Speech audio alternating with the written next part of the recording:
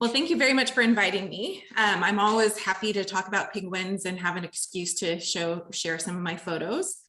So as you mentioned, today I'm going to be talking about emperor penguins, a little bit about their ecology and their physiology. Let's see. So to start off with, like, you guys are the Audubon Society, you guys probably know a bit about penguins, but I'll start off with just giving an overview of emperor penguin biology, sort of their life cycle. It's a good excuse for me to show some fun photos. And then I'll dive into some of the research projects that I've worked on.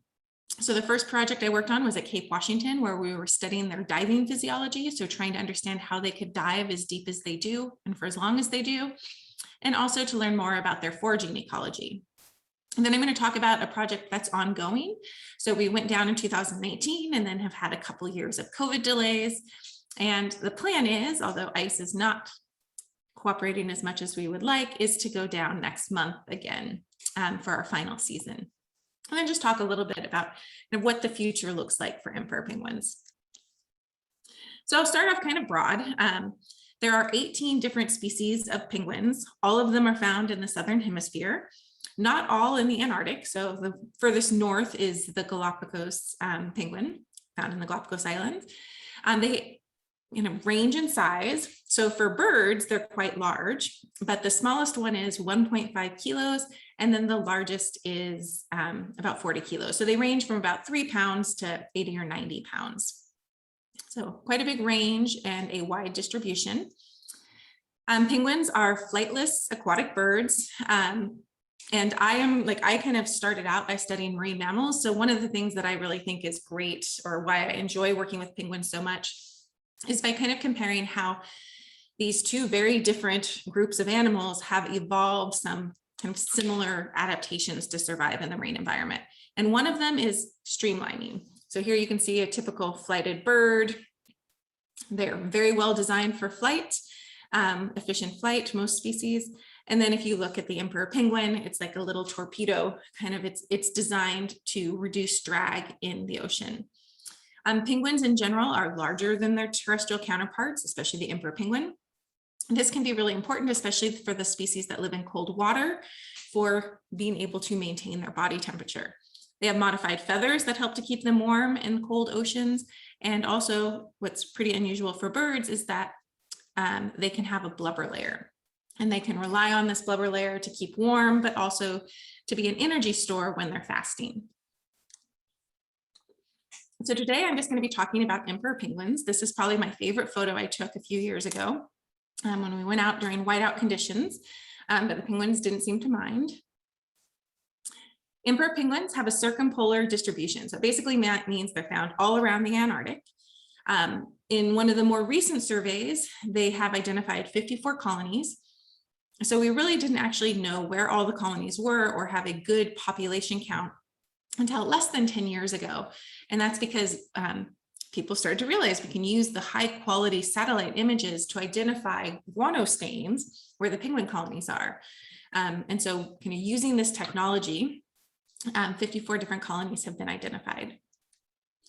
Most of the research, or a lot of the research that has been done on emperor penguins, and if any of you guys saw March of the Penguins, is from colony near the French base over here. And that's because it has easier access. It's pretty much the only place where their behavior during winter has been studied. And then some of the other kind of main study sites are up in this region here, north of Pride's Bay by the Australians, and then in the Ross Sea. And I'm going to be talking about research in the Ross Sea. So emperor penguins, I kind of have this bar graph down here just to walk us through what their life cycle is. Males and females have slightly different kind of life history patterns. White means that they're hauled out on the ice, or they're out on the ice. They aren't at sea foraging. Blue means they're at sea. They still might haul out on the ice periodically, but they're basically on a long foraging trip and not returning to a specific colony or location. And then this hashed line is when they're just alternating going to sea and returning back to the colony to feed their chick. So I'm going to start off by talking about their life history by talking about their courtship. So this is when they return to their colonies, their breeding colonies, in early April. So the beginning of winter. They need to find stable, fast ice, but not like it doesn't have to be good just then. It needs to be ice that's going to be safe until December. And so in this little animation here, you can see how it, by December, the ice really starts to break down. So what this means is that they often breed in locations where during April, they may have to walk 50 to 100 kilometers to get to that area that's going to have the nice, stable ice. Once they get to their colony, they have their courtship behavior, they mate, the female lays the egg, transfers it to the male, and then the female leaves on about a 2-month foraging trip where she regains her energy stores. And she leaves the male to continue incubating the egg. Already by the end of courtship, they've been fasting for about 6 weeks. So at that point, the males take over and they may fast, stay there for about another 2 months. So they often fast for over 100 days. You can imagine that fasting during the Antarctic winter can be very energetically demanding. So they have ways to conserve energy. And the primary way that they do this is by huddling. And they've done some studies near that French colony where they can measure the metabolic rate of birds that are allowed to huddle just like normal, and then compare it to the metabolic rate of birds that are not able to huddle, so are kind of kept on their own. And the birds that huddle can cut their metabolic rate or their energy requirements in half. So that's one of the ways they're able to get through this long fast. But if the female doesn't come back in time, the males will abandon the egg or the chick in order to go feed. So that's kind of this transition. If the female doesn't come back and relieve the male will prioritize his own survival over the survival of his offspring. But ideally, most of the time, the female comes back. She then takes over care or incubation of the chick, and the male goes to sea for a month. And then after that, they start to alternate. So this is called the chick rearing phase. And early on in chick rearing, there's always one parent that stays with the chick. And the chick is often on the feed, especially when they're small. If you look at a colony at this time, you see a sea of adults because there's 1 or 2 birds for every chick, but you can see that the chicks are kind of tucked in here. Some of them are still pretty small and on the feed. Later in the season, when the chicks are larger, they get left alone. And this is the parents end up going to sea for up to 10 days, come back, feed their chick for 1 or 2 days, and then just go right back out to sea and feed again. So when you start to see the colony, and this is where most of, when I'm doing research, we're doing it during this time of year, where there's still quite a few adults in the colony, but they are starting to spend more and more time at sea trying to get food to provide for their young. And then in the end of the season, so this is in early December, the adults stop returning. The colonies are really just filled with these big chicks. And at some point, they're going to start to move towards the ice edge. So far, I've been talking mainly about what's going on in the colony, but if you actually leave the colony, you start to see these long lines of penguins. These are penguins heading into the colony, and then you can't see them as well because you see their white chest. There's also a bunch of penguins heading out. So because these adults during the time of year when I'm typically there are really just coming in for a day or two to feed their chicks and heading back out again, in a colony with 10,000 chicks or 10 to 20,000 chicks, there's just this constant line of penguins. So it wasn't hard to understand how they came up with the name March of the Penguins for that film. One of my favorite things to do was to lie at the ice edge, because the penguins, just like they were marching, they would just come flying out of the water when they returned from their trips. And I always tried to get some airborne shots like this. This time when the birds are going from the ice to the water is one of the more dangerous times. And that's because leopard seals, it's typically a very predictable spot. Leopard seals often have learned where these spots are. And so here you can see there's a little backup of penguins as they're trying to avoid this leopard seal here. So what I'm really interested in is what are these animals doing out at sea? So that's, again, what they're doing at the time of year I'm studying them. They're spending most of their time at sea. And so I'm going to come back to that. That's going to be some of the research that I talk about. So once the penguins, adults, stopped returning, the chicks fled. So basically the parents stopped coming back, the chicks slowly move to the ice edge, and then they depart in large groups. It's really funny to watch them at the ice edge. A lot of times they'll run up to the edge and stop. But here you can see a bunch of them just kind of waiting at the edge. We had a videographer with us, and he kept hoping to see these large exoduses. And sometimes we would wait 3 or 4 hours before a penguin would go in the water. So moving back to the adults, when the adults leave the colony, they travel to the Eastern Ross Sea. So they have a foraging trip where they can, gain some mass before they're molting fast. For a long time, we didn't know where they did their molt, but they did tag some penguins at the end of the breeding season, all or kind of in Cape Washington, Coolman Island, Roget, all in these Western colonies, and all of them headed over to the Eastern Ross Sea, where if you look at ice images, you can see that there's reliably sea ice there. So they need to find nice, stable sea ice where they can stay out of the water for a month while they molt. So when they molt, they replace all of their feathers. They can't get in the water because they aren't able to thermoregulate. And this is probably one of the riskier or the riskiest time of their life, because they are in this, they lose about half of their mass. So they change from being about 35 to 40 kilos down to their lowest mass all year of about 19 kilos. And again, they have to have stable ice, because if they go into the water, it could be too energetically challenging. So after they molt, they have a few months. So they have this post-molt trip here. They have a few months where they have to double their mass. But at this point, we really don't know what they do or where they're going. So that's one of the projects that I'm working on this year. So all of the work that I'm going to be talking about today is work with penguins from the Ross Sea. 25% of all emperor penguins are located in the Ross Sea. So this is an important region for this species. And some of the most southern colonies are located in the Ross Sea. So when I show you some kind of future predictions of what's going to happen to these populations, you'll see that some of these colonies are the ones that are most likely to survive. So it's thought that this region, it's really important to understand what's going on there, because it might end up being an important area in one of the few areas where emperor penguins survive if we don't kind of change the direction that the climate is going.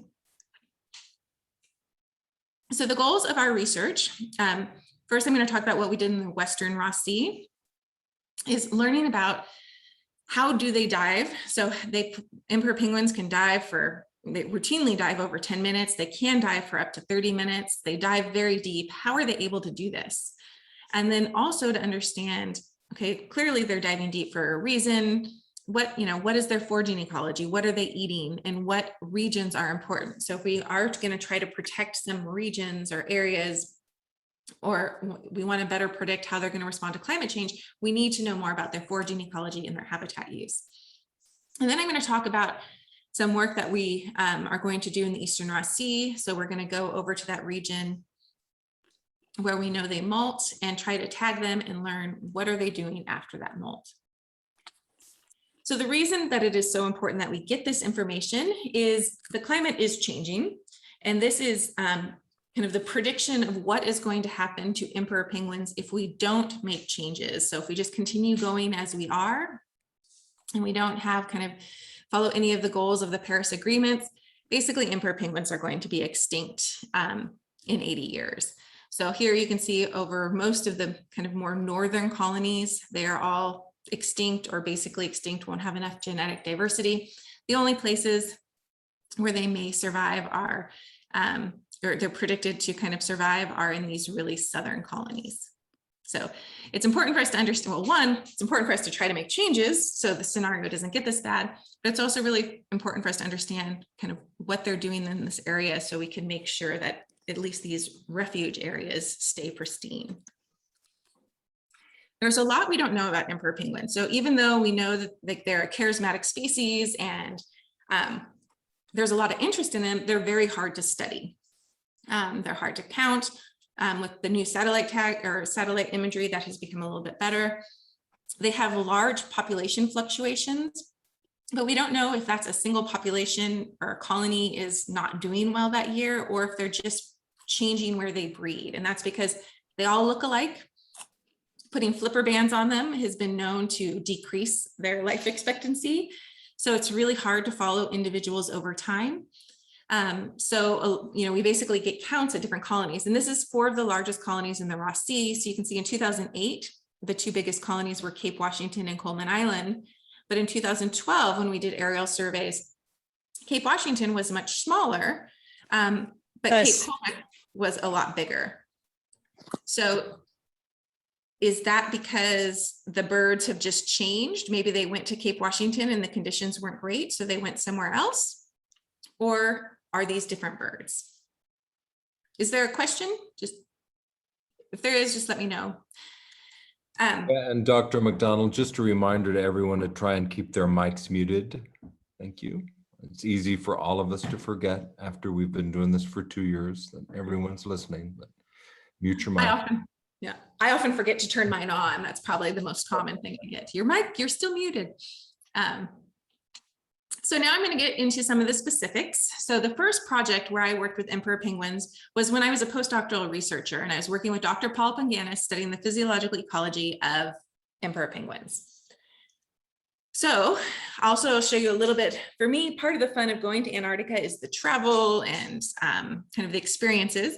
So to start off, we flew down to McMurdo. So we were in Christchurch and we flew to McMurdo. It's quite a change. It's summer when we arrive in New Zealand, everything's green, there's lots of flowers. And then this is what we arrived to 5 hours later. So this is when the sea ice was good enough that we actually just landed on the sea ice right in front of the base. Unfortunately, in the last 10 years, the sea ice has deteriorated so much that we now can't land there. We have to land somewhere else. But the good old days of only 10 years ago. This is what McMurdo looks like. So the runway that I talked about, we landed at was right out here. Now we have to land out on the ice shelf much further away.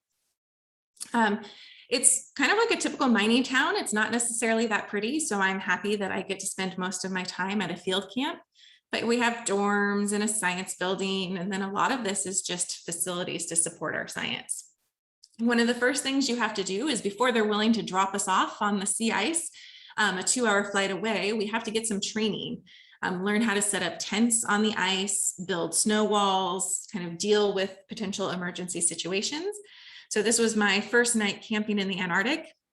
I have to admit, it made me a little nervous for the season. It was -27, so it was quite cold and I didn't get much sleep. But they actually give us much nicer gear at the field camps than they did in the training. So that was a nice surprise. So these are the emperor penguin colonies in the Ross Sea. Most of them are in the Western Ross Sea. So there's Cape Roger, Coleman, Cape Washington, Franklin, Beaufort, Cape Crozier. And then in the Eastern Ross Sea, there's one colony, which is Cape Colbeck. And for this project, we were going to Cape Washington, which is usually the largest colony in the Ross Sea. This is what the colony looks like as we're flying over. And so it's these big guano stains that can be seen from space and help identify these colonies. So again, the chicks, as the season progresses, the birds start to spread out and get out of this guano area because it melts a little bit faster. But in the year we were there, I think there was about 15,000 chicks. As soon as we land, so you can see they just dump us off with our snowmobiles and our gear. We're putting up our tent floors. We have a welcoming crew. So the emperor penguins are quite curious. And these are probably non-breeders. The breeders tend to be much more focused between their chicks and the ice edge, but the non-breeders would come and check us out. Even once we set up camp, they would hang out. So this is what our camp setup looked like. This is our kitchen and cooking tent. This is our lab tent. And then we all had our own sleeping tents. And then you can see our kind of daily visitors. They really were quite curious and would look into our tents. They actually destroyed a few tents, but it was fun to have them in camp. So once we got our camp set up, it was time to get to kind of our reason of being there. And the primary goal for this specific project was to try to learn more about their diving physiology. So how can these birds routinely dive for up to 10 minutes, sometimes for 30 minutes? And so I'll just orient you with this kind of graph. I use them a lot, so I forget that not everyone's familiar with them. But this is basically kind of a 2D profile of a bird's diving behavior. So this is a dive down to about 450 meters, so almost 1,500 feet. It's a 10-minute dive. The bird comes to the surface, spends some time at the surface resting, and then just does it again and again and again. So here is an animal that is smaller than us that can dive down to 400 meters hold its breath for 10 minutes. How are they able to do this? So one of the terms that was coined to understand how diving birds and mammals hold their breath and are able to perform these dives is the aerobic dive limit. And it's the dive duration at which point you start to see an increase in lactate. So any dive less than that, the animals are relying just on their oxygen stores. So oxygen that's stored in their blood, their muscle, or they carry down with them in their lungs. And then once we start to see lactate in the blood after a dive, then that means that they've started to use anaerobic metabolism. So just like if you work out really hard and you don't provide enough oxygen to your muscle, you start to produce lactate. And the problem with this for diving birds, it's not going to kill them to have a little bit of lactate, but it does mean they have to spend more time at the surface to clear it. So for example, the bird that did a 27-minute dive, one of the record dives, that bird, when it came out of the water, landed on its belly and did not move for a half an hour. And they could actually see with the data logger, it was just panting. And then it didn't dive again for 8 hours. So even though they can do these long dives, there does seem to be a cost. But they do routinely dive longer than the 6 minutes. And so you can see here, so this is a blood sample taken after a dive for a penguin. You can see that it's really no different in dives less than 6 minutes. But once they start to perform longer dives, it really rapidly increases. So in those 10-minute dives that we routinely see, they do have quite a bit of lactate. The reason this is important for understanding their ecology and how they're going to be able to deal with environmental change is that animals that are operating well within this aerobic dive limit, so are really primarily just using their oxygen stores, they are going to have a much bigger range of adaptability. So for example, if they are performing short dives, they don't have to spend much time at the surface, and they can just basically maximize the amount of time they spend underwater foraging. If they're well within their aerobic dive limit, if their prey ends up being maybe a little bit more dispersed or deeper, they have the ability to deal with it. But if a species is routinely operating at levels above their aerobic dive limit, they're having to spend a lot of time already at the surface recovering. So if their prey gets harder to catch or moves deeper, then they aren't going to necessarily be able to deal with this change very well. So we want to understand kind of how are these animals able to manage their oxygen, and how flexible is their ability to perform these long dives. So diving animals, sorry if this is a little too sciencey, but I have to admit diving physiology is sort of my passion. So I always try to introduce people into how cool some of these animals are. So these diving animals have a lot of oxygen. So an emperor penguin stores about 5 times more oxygen in its body per kilo than a human does. So they bring a lot of oxygen down with them on a dive. But then diving animals also have a pretty extreme dive response. And this is just showing data from a harbor seal. So heart rate at the surface when they're breathing normally is 100 and 150 beats per minute. But when they hold their breath, it drops down to below 20 beats per minute. And then once they breathe again, you see this increase. So they have this ability to reduce cardiac output by 90%. Associated with this, you can imagine if your heart rate suddenly plunged to 10% of what it normally is, you'd pass out. So to avoid that, they have peripheral vasoconstriction. So basically their vessels are in their muscle and non-essential organs can constrict. And basically this means that they're just providing that oxygenated blood to their heart and their brain. So it's basically a way to just make sure they can survive these breath holds. So we want to know, do emperor penguins also have this? This is pretty well documented in mammals. Do these diving birds have the same thing? So in order to do this, we head out towards the ice edge and we wait for some volunteers to head towards us. We usually pick a smaller group than this. We'll just surround a couple birds and catch one at a time. We then set up a tent so we can work kind of out of the elements in case the wind increased. And we would just attach some data loggers. So here we have a little logger that records its diving behavior. This is a radio transmitter, so we can hear the bird when it comes back. And then this is the heart rate logger. So we just have a little electrode there and there. And so we can actually get the EKG, just like if you go to the doctor. Then the bird goes out to sea, performs some great dives, comes back, we can download the data and start to learn more about what they're doing. How are they regulating their oxygen or managing their oxygen? And so this is a similar profile to what I showed before. The red is the dive. So this is an 8-minute dive down to about 400 meters. The black is the heart rate. So at the surface, right before the dive, the heart rate's 200 to 225 beats per minute. As soon as they start the dive, it rapidly decreases, readjusts, and then gradually decreases. During most of the descent in the bottom phase, the dive heart rate is below 20 to 25 beats per minute.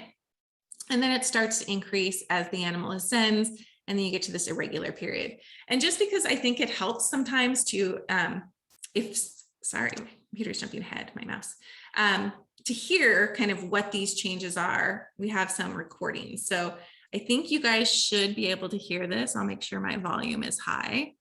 It's just like a little thump, a little bit like a heart. So you can hear how it changes. It's very fast at the surface.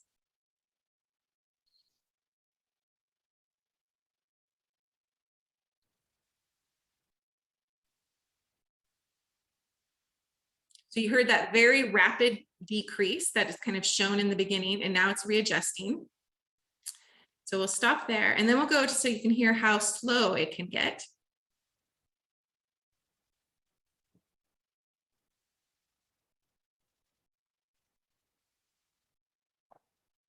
So it'd be one thing if this was just a bird that was maybe lying down at the bottom. You can understand it has a high heart rate or a low heart rate of about 20 beats per minute. 10, I think at that point it's about 15 beats per minute.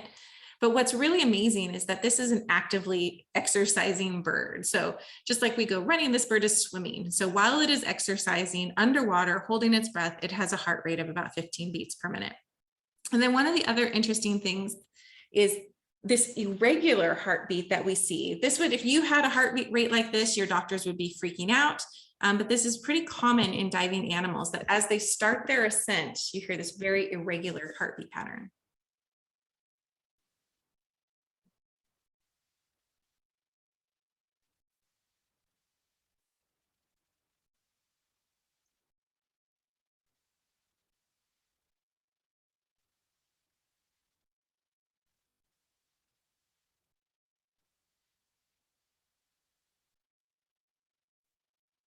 And at the end, you can hear how it rapidly increases at the surface. So for this project, we learned a lot about what these animals are capable of, and having their ability to decrease their heart rate to these low levels is probably essential in allowing them to perform those long aerobic dives. So kind of to wrap up some of the simple findings of that project was that they had this bradycardia or decrease in heart rate on every single dive, but it was very extreme on some of the deepest dives. I think the lowest heart rate we recorded was about 6 beats per minute. So the other goal of this season was to learn more about their foraging ecology. There isn't a lot known about what they eat. Most of what is known is basically that when researchers, like the birds come back to the colony, the researchers can make the bird regurgitate its food. It is a good way to get an idea about how much they're eating and some of the things they've eaten on their way back. But these birds are out at sea for about 2 weeks, so it doesn't tell you what they're eating most of the trip. So we wanted to try to learn a little bit more about what they're eating. And this was definitely a pilot project using some new cameras. The reason that this is important is there's starting to be more fishery interactions. Countries are trying to get down there to fish for the Antarctic cod. There's also climate change. So we need to know what they're eating to better predict kind of what's going to happen to their prey and how are they going to be able to deal with it.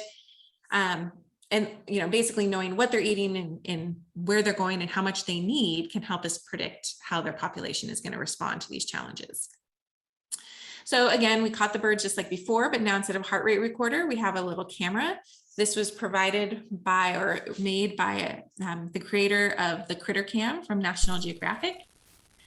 This first video is just, we saw no feeding, but I think it's fun to see that the birds are sometimes feeding with other birds.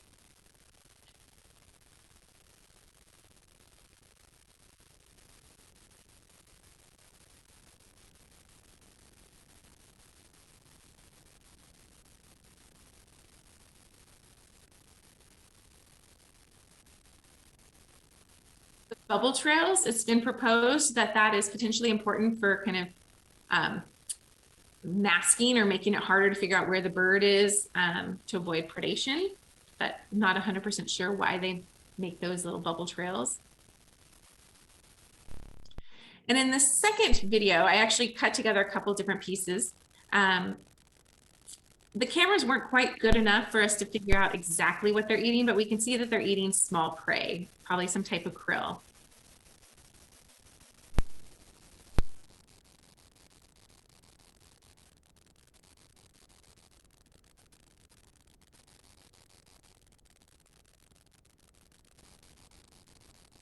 So we're continuing to use cameras to try to learn a little bit more about what the birds are doing in our work at Cape Crozier. The cameras have gotten a little bit better. They can record for a little longer. They're smaller, so we're excited to see if we get some better images this year. So this is a project that was started in 2019. It's a collaboration with researchers at NIWA in New Zealand. So initially, the first year, this was primarily supported by them, and I got some funding from National Geographic and SeaWorld. And now I have a grant, so this is more of an equal collaboration now for the expedition that's coming up this year. So before I talked about doing work at McMurdo Station, now we're collaborating with the New Zealand group. So I have to admit we're staying at a nicer base. And probably the reason I think it's nicer is because I like smaller groups. So rather than about 1,000 people, there's about 100 people that live at Scott Base during the summer season. And now, instead of going to one of the largest colonies, we're actually going to one of the smaller colonies. So in 2011, there was only 709 bird chicks there. When we were there, there was about 2,000. So I'm excited to see how many there are this year.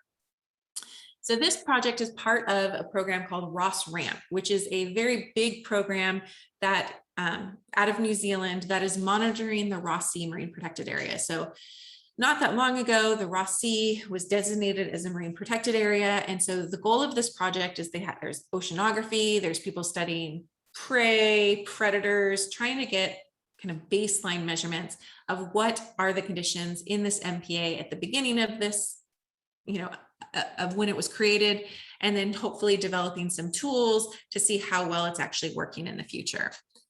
Our little piece of this is to study the foraging ecology and habitat use of emperor penguins. So we're asking questions such as where are they going? So we're using GPS data to figure that out. We're learning more about their fine scale behavior. So can we detect when they're feeding using accelerometers like that are in your phone? And we are also measuring metabolic rate using accelerometry and double yield water, which is a kind of a fun little tool. And we're trying to learn more about what they're eating. So we are going to try again to use cameras, but we're also going to be taking blood and feather samples to look at isotope signatures. So even if we can't get the exact prey, we can figure out if they're primarily eating fish or krill. And we'll also be taking some guano samples where we're hoping to get do some DNA analysis to figure out kind of more, what are the specific species that they're eating. So for this project, we have a different camp setup. This is our main hut here. This was our lab. That was our everything tent, basically. There's our little bathroom tent, and then we have our 5 sleeping tents. And then my student carved out some chairs over here. And so this is where we could sit and scan for the penguins. This is what it kind of looks like. We've caught our penguin. The bird has a hood. They're relatively easy to restrain. They don't fight too much once you've kind of pinned them in. And we found that if we're quiet, there really isn't much of a struggle. And then we can just attach these data loggers primarily with tape, and then we secure it with a cable tie sometimes. But here we're attaching a logger that tells us its behavior and then a radio transmitter to hear it when it comes back. This is an example of kind of a capture on return. So this is the bird that we're interested in here.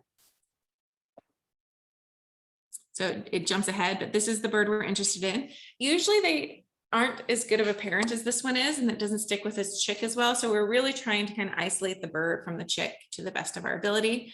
The way that we capture them is we just very slowly, we have these little crooks that we hook around them to prevent them from tobogganing away. They have some padding, so it's pretty gentle. Definitely rougher for us, I think. Having to land on that hard ice, they're a little bit more used to it. But the birds tend to stay fairly, I'm sure they're nervous, but fairly calm, don't run away if we just move towards them slowly, can hook and then catch. So once we have the bird, we can then remove the instruments and get our data. This is some of the data. It may not be working. So I have other tracks that sometimes happens. Oh, maybe it's starting now. Let's see if the wait for the program. Hopefully I don't have to restart my program.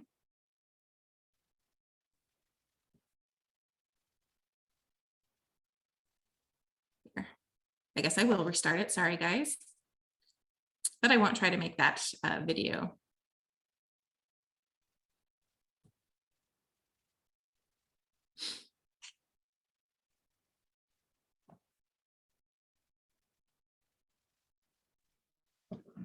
So we'll skip that video. Here we go. At the very, oh, that didn't work. PowerPoint crashed that time. Let's hope I can get it to work.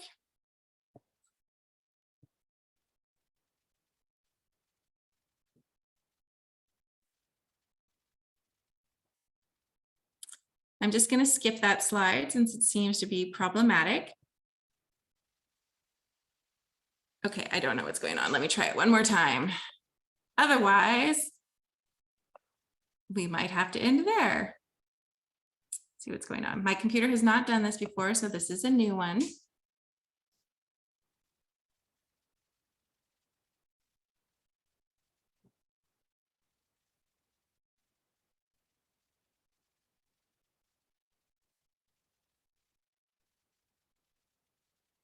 Stay away from the bottom. See if that was what was shutting it down. Here we go. So this is our tracks. Sorry about that little hiccup. So this is Cape Crozier, where we were located, and we got data back from 9 different birds. About 4 of them went over to this Ross Bank. We actually didn't think that they would travel that far. We thought that they would probably primarily forage out in this deep water because most other colonies have shallow water closer by, and so they have shorter trips. So we didn't think the birds would make these long trips. Some of the birds did kind of just forage in that deeper water. Others went west. The behavior, so one of my students has been analyzing this, and he's been grouping like how much time are they spending diving versus traveling, how deep are they diving. And by looking at this, he's found that there are 2 general strategies. The first is the birds that are going west, and the second are the ones that are going to the Ross Bank. And this is just looking at some of the 3D profiles. So we don't just have those GPS tracks, we can also put the diving behavior associated with that. And we can see the birds that went west tended to go over towards the continental shelf over here, where it was a little shallower near the continent, and feed on the bottom. The birds that went to the Ross Bank, so this is one of our longest trips, tended to dive shallower over the deeper water, but when it got to the shallower bank area, it did also dive to the bottom. So we're trying to learn a little bit more about this year with cameras and accelerometers, where they are feeding and what they may be feeding on. We didn't see any big differences in how the birds in these 2 different strategies were spending time. So we thought that maybe one strategy would be, they'd have more time to rest than the other. These are basic activity budgets. So these darker colors are when the bird's in the water. These lighter colors are when the bird's on land. You can see we had one kind of abnormal bird that really didn't spend much time on land at all. But other than that, most of them had kind of spent about 25% of their time lying down kind of thing.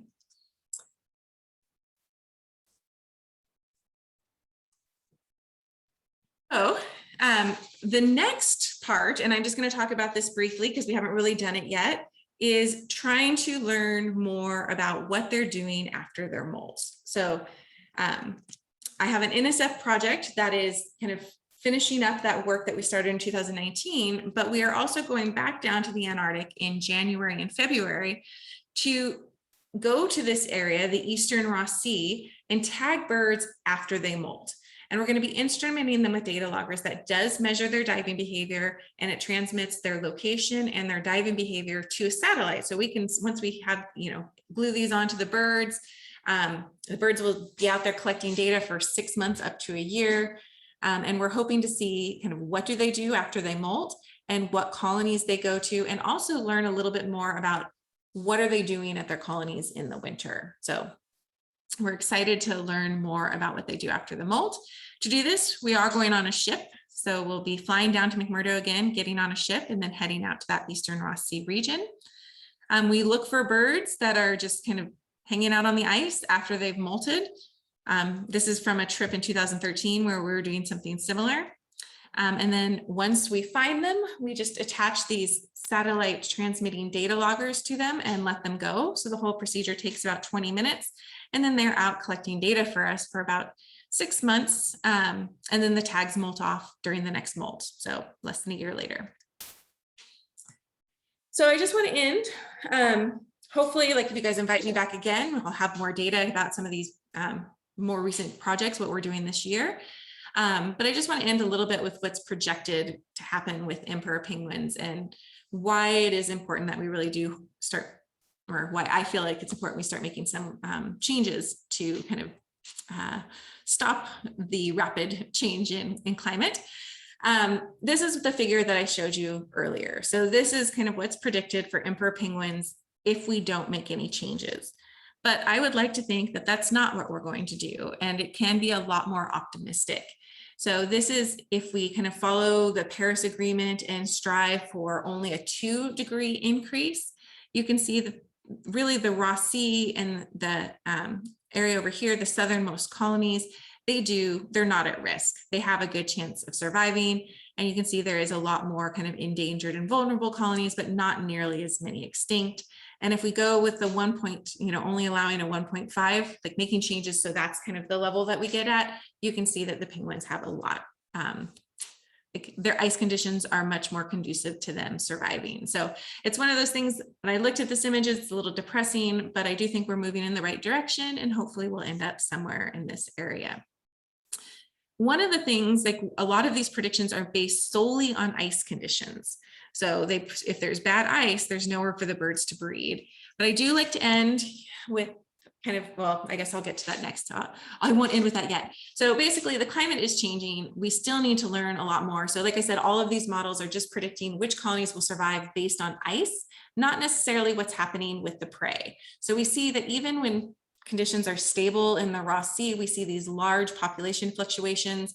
Is this just because birds will, the same bird will breed at different colonies, depending on maybe where it was foraging? Are there just some good years and bad years? But in order to understand why we see these population fluctuations, not necessarily in response to climate change, but just in general, we need to know more about their ecology. So what are they eating? Where are they going? How do individuals move between the colonies? And we also need to know how adaptable they are. If their prey does change, if their prey is deeper, if they have to start relying on benthic prey and these, foraging down on those deeper banks, are they going to be able to deal with these changes? And so this is kind of the area that my research tends to focus. But here is the hope. So like I said, all of these models are basically just based on kind of what current ice what ice conditions are predicted to be. And that's because emperor penguins breed on the sea ice. But in some locations, in this one location in particular, here's kind of where the birds typically bred, out on the sea ice. But in March of 2011, there was no sea ice where they typically bred. And so they moved up onto the shelf. So it does show they have a little bit more flexibility, that they can potentially move on to more stable conditions, but this isn't going to be an option at all colonies. This is a relatively small colony. And the ice shelf had a nice slope where the birds could get up. Where some of the locations I have worked, that there isn't an easy place for the birds to get up on ice. So it does mean that it may not be as the models may not quite be right if the birds are able to be more flexible than we think they are, at least in some colonies. And with that, I will just wrap it up. There's been a lot of financial support and logistic support to collect all of this data and to support all of this science. And with that, I'm happy to take questions. Thank you so much, Doctor. I don't know, Amanda or Dr. McDonald, if you want to take raised hands or we want to just have people dive in, but thank you so much for your work. And yeah, we would love to have you back after the next visit, kind of watch this in real time, what happens with these birds. Yeah, I'm like I said, the ice isn't great for this year, but I'm still optimistic we'll get down there. So yeah, if folks want, they can write in the chat if they have a question, or you could use the raise hand function under reactions at the bottom of the screen. Or if we're all very polite and don't talk over each other, you can unmute and ask your questions of Dr. McDonald about these awesome birds. And I'm sorry you guys couldn't, I just saw the chat, no one heard the heartbeat. I tested it earlier. I don't know why it doesn't work. I tried to turn my volume up. So sorry about that, but you guys got a little break from me talking. There's a good visual for us to see though. Yeah.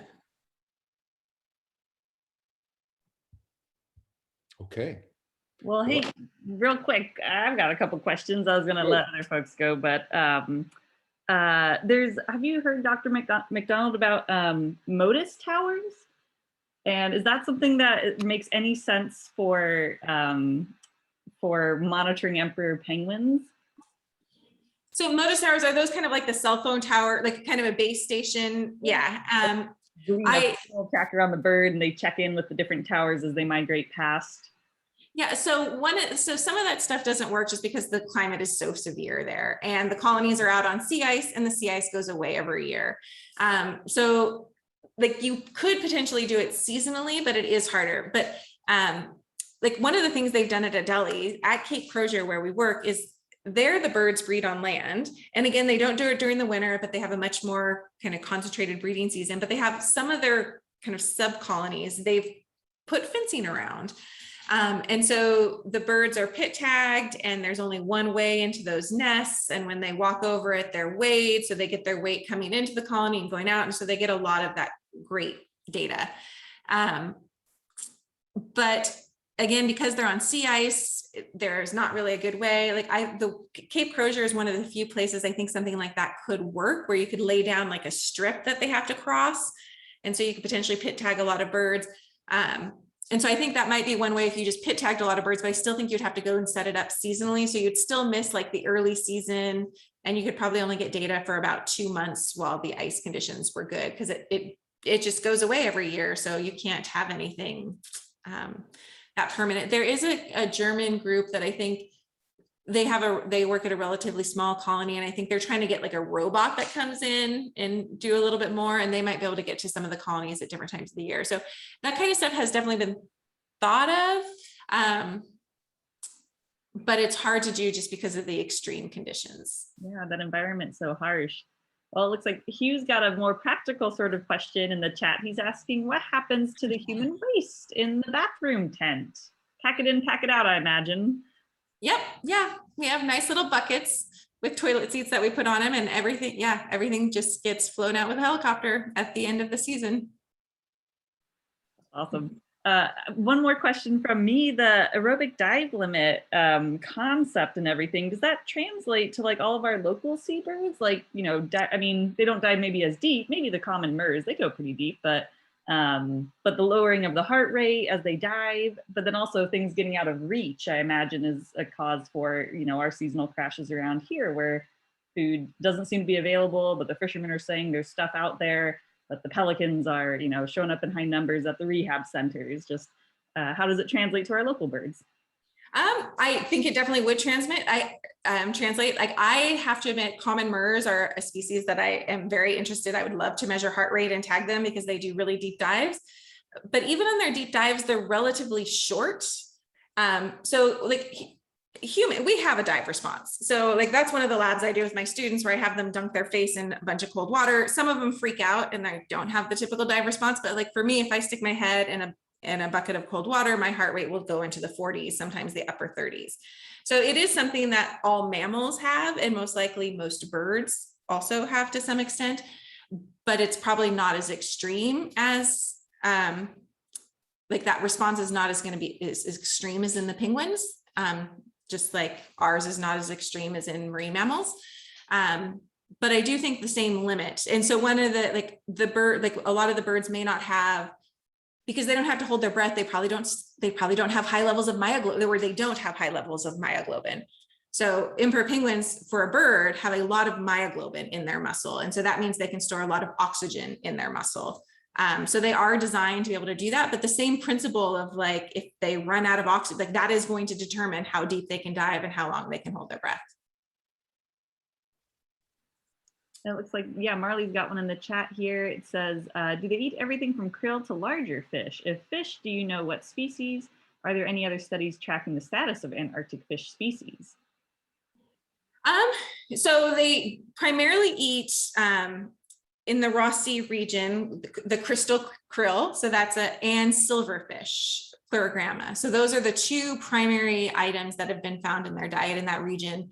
And it's pretty common most of the places that they've studied it. There isn't a lot of diet data. There's been some isotope data that shows they do eat benthic fish, but there's not a lot of detail. But I would say it's primarily the silverfish and crystal krill in the region that I work. And there are groups doing, like I've been on cruises where they're like sampling fish and things like that. So there are other research groups that are also trying to track their prey.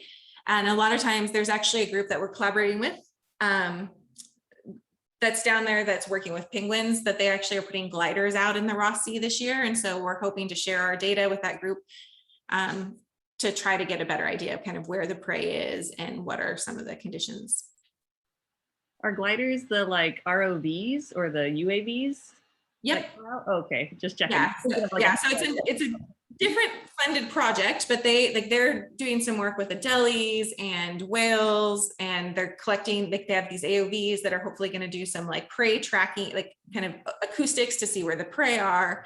And then they've, you know, kind of once we've done what we want to do, our initial stuff with our, you know, we'll all kind of collaborate and try to get an idea of what the predators in the Ross Sea are doing. Yeah. Well, super. Hey, it looks like Mary's had her hand up. So Mary, do you want to unmute and ask a question? Yeah, it's actually me. Steve has the question. Oh, Steve, let's hear it. That's okay. I'm wondering, do you know if the penguins, when they go out to forage, do they kind of go in a line or in a group, or do they go singularly out there all by themselves, or they kind of go in a pack? And so from our tagging, we have not seen any go together. So even if we've tagged a group of birds that at the same time, like when after the post molt, the tags, the data loggers have never stayed together. So they might end up being in similar areas at times, but it doesn't seem like the birds that they're walking out to sea with aren't necessarily birds they're at sea with. So we have not seen much evidence for that. We did see on the video that at least closer to the colony, there are other penguins in that area. Like, you know, we don't know how long it takes them to kind of separate out. But like I said, when we've tagged group, like there was one group where we tagged 5 penguins and none of the 5 birds did the same thing. They all went different directions and different speeds. thanks. I do have a question, actually, if that's okay. So you said that the chicks fledge and they're sort of abandoned by the parents, and then they're kind of on their own fledging. Is there any period where they're learning how to do this diving thing, or do they have any, they've never seen their parents do it, they don't know what they're looking for, but somehow they figure it out? Is that how it goes? Yeah, so from the French colony, they've only estimated that about 10% of the penguins, the chicks, survive. And I have to admit, after watching, like, again, that's one colony and it's really hard data to get. So I don't know if that's necessarily an accurate value, but that's kind of what's out there. But having watched them fledge, I could completely believe it, because like I showed you those pictures of them there, like that one chick actually kind of went in, but no one else went in. And then like I'd been told by one of my mentors that once they go in, they can never get out again. But this bird like tried for an hour and got out again. But when they go off, like they're just this, because they still have their down, like maybe some of their down's out, but they're still downy, fat little fur balls or feather balls. And they go out and like there might be a group of like 20 or 30 or 50, and they swim off. I kind of joke, like they swim off in the sunset, but they're splashing and they're squawking and they're screaming. And I'm just like, I just kept waiting for a killer whale to just come and like scoop them up. Like, but they somehow, like some of them figure it out. But yeah, there's no adults near them that we see. Like we see them swimming off as a group of chicks, but no adults. But understand, if I was an adult, I wouldn't want to be near them. Like they're just going to attract predators. They really just like, they're super fat at that point. So they're just like floating but you know, apparently at least 10% make it. Hopefully more. Oh, Yeah. That's crazy. Yeah, that's a pretty good visual. You just explained the like little fat guys just making a huge splash, and all the predators. And they screech, like they're loud, they splash. There's nothing discreet about them. Yeah. There's always a pretty steep learning curve for a lot of, I know raptors, it's like a super steep, like only a quarter of your terrestrial raptors make it to their first year. Seabirds are probably kind of on that cutting edge too, as far as like, my food's really patchy and there's a lot of predators and I'm very fat and buoyant and I don't know what I'm doing. That's intense. Hey, Mary's got her hand up. Mary, do you have a question? Hi, yes. I was curious about the devices that you attach. So I'm not sure if I heard everything correctly. Do you actually recapture the birds and take them off again, or some of them, or? So it depends. So when we're working at the breeding colony, then we do recapture the birds. So that's one of the perks about working at the colony. We can catch the bird when they're leaving. They're going to come back and feed their chick. So we just tape the tags on, and then when they come back, we just clip the cable tie, untape them, and let the birds go, and they go back to the colony, or they go back to their chick. When we study them, when we study them outside of the breeding season, we can't necessarily recapture them, because the only reason we can catch them at that time is because they're coming back to feed their chicks. So when we do the work after the molt, we leave the tags on. So we secure them a little bit better. We use a little bit of glue, not too much. But so the tags that we can use at the breeding colony, we can get much more fine scale data. So that's like when we can get things like heart rate and camera, things like, you know, a lot of data that we can download.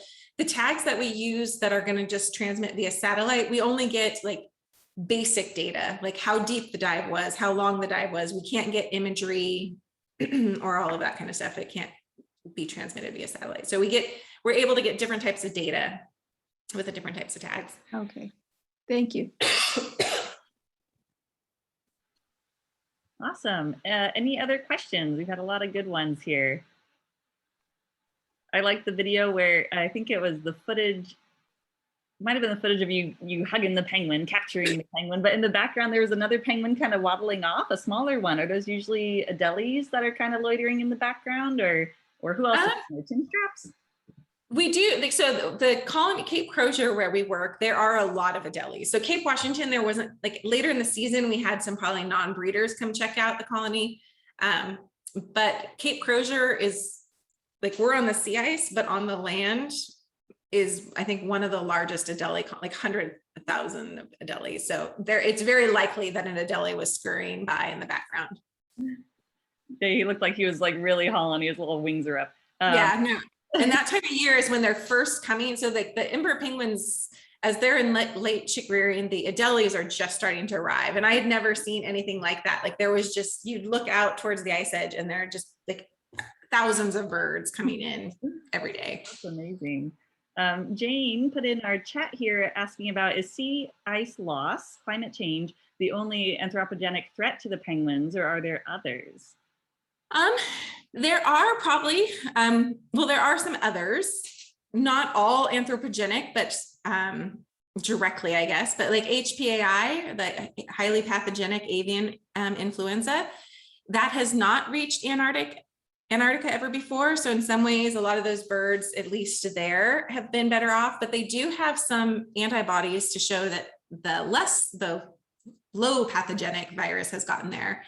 And so I know this year, again, I'm not that worried that I will bring it, because we're only wearing new things. We have a lot of sterile, but I would say potentially in the peninsula region, the tour ships and things like that. I do think that that is potentially a high risk this year, that if I'm sure they're going to increase their safety protocols and have more, so hopefully it will not be an issue, but I do think disease transmission is an issue, probably more in the peninsula region, that we just have to be aware of. I think we can decrease the risk of it, but I do think we need to be very cautious about, because a lot of those boats go from colony to colony. It'd be one thing if you just go to one colony and work and are exposed to it, but a lot of those ships are going colony to colony and it could be transmitted. So I do think that that's going to start to be a bigger problem, potentially with all partly associated to climate change. But like I said, it is not in Antarctica yet, but they basically have warned us to expect it to get there this year.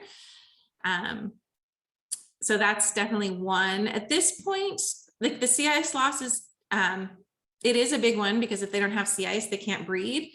But climate change will impact a lot of other things also, like potentially prey availability. So I do think climate change is probably their number one. And then I think disease transmission is probably another big one. Like where emperor penguins are, there's not a lot of tourism yet. Some of the other species there is, so there could be, disturbance. But there are groups that have done like, okay, half this island is allowed to have tourists, half this island is not. They've measured things like heart rate.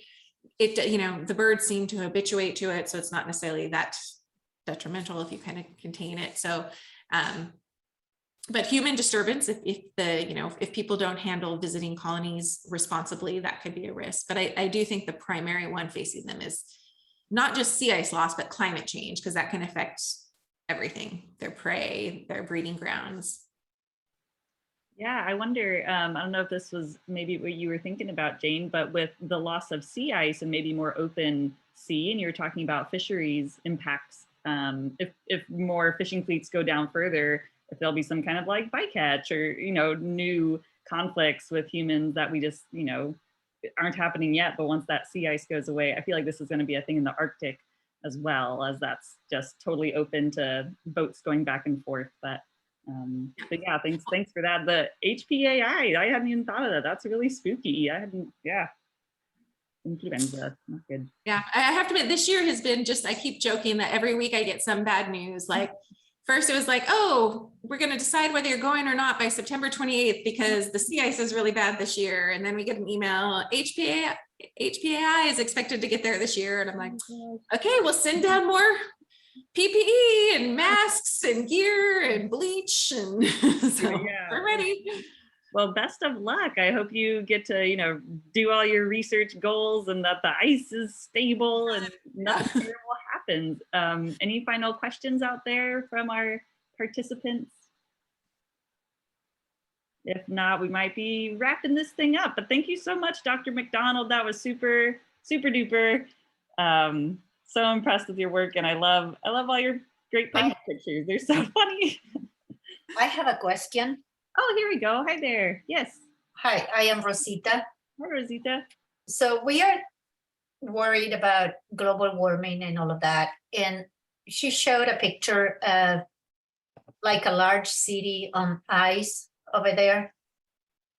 Isn't that population of people going over there, isn't that contributing also to the effect to the ice and other viruses and whatnot in that part of the world?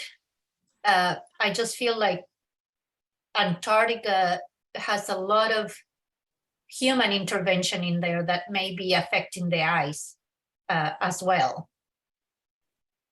So we do definitely have an impact, but the fact is there really aren't that many people there. So McMurdo might have 1,000 people, but we like pack out all the trash. The amount of flights are like, we just like any flight contributes to, create polluting and climate change. But when you think about, there's maybe 100 flights down to Antarctica a year versus how many flights going out of San Francisco a day. So it doesn't necessarily have such a, like, again, I'm going to say there is an impact. And I would say 50 years ago when the military was down there and they used to just throw their trash in the ocean, yeah, things were not good. But now basically everything that's packed in is packed out. we have to apply for permits for everything. We have to get special permission to go into certain areas. If we're going to, like, by releasing the satellite tags, we have to get permission for that. So there are a lot of regulations, and they have to evaluate, like, is this project, is this knowledge gain worth this potential pollutant or activity? But when it comes to the big picture, yeah, we probably have an impact. I think if people do it responsibly, like for us, we're wearing all new gear to the penguin colony, so we won't have anything. We're not allowed to eat chicken at the colony because of, you know, we don't want to have any chicken waste. Oh, no, again? Yeah, so there's lots of little things like that that we do our best to minimize our impact, but of course we have some impact. There's no way we can completely get rid of it, but we do our best to minimize it. Yeah, long ago I saw a photograph in a National Geographic magazine from a long time ago. Explorers and people who went up there. One of the persons that I saw was smoking a cigar in a photo. You know, something like that. I just feel like, okay, where does that ash go? I mean, ash is such a tiny little thing, but after years, that can have a negative effect on the ice. So do you see people smoking up there? No, I'm not going to say they don't, but like none of the, I don't know where they would smoke. I'm sure there are smokers there somewhere, but it isn't very common. So like, again, I am sure there are little things like that that do happen, but for the most part, all trash, everything, like they would be expected to collect their ash and not just dump it somewhere. There is a pretty extensive like trash, like when you go to the trash area, there's like 10 different containers where you sort all of your different things in different areas, and everything goes back. Like everything that you bring in leaves Antarctica unless you have a special permit, like our data loggers that we're not going to recover. So we're going to be leaving 30 tags in Antarctica. But in order to do that, we had to get a permit. So it really is. And they are trying to move towards more green energy. So our field camps in the past, they mainly relied on generators, and we still bring a generator in case there's a storm and we can't use solar. But for the most part, we rely primarily on solar now to power, recharge any electronics we have. New Zealand has 3 windmills, so that like most of the countries are really making an effort to minimize any impact that they have down there. Of course, there is some, there's going to be some impact, but you know, like I said, compared to kind of like the amount of pollution coming out of San Francisco, what we're doing down there is nothing. Well, I know that, and I hoped that that was the case. It's just that for the last 30 years that I have been paying attention to environmental things, seems like more and more and more people go to Antarctica to study and to do all kinds of research. And I always wondered about the impact of all this population going up there, and are they actually doing their part to minimize the effect of what they do? And yeah, what you are saying sort of explains a little bit, but I also wonder about, are there any more things that they should do?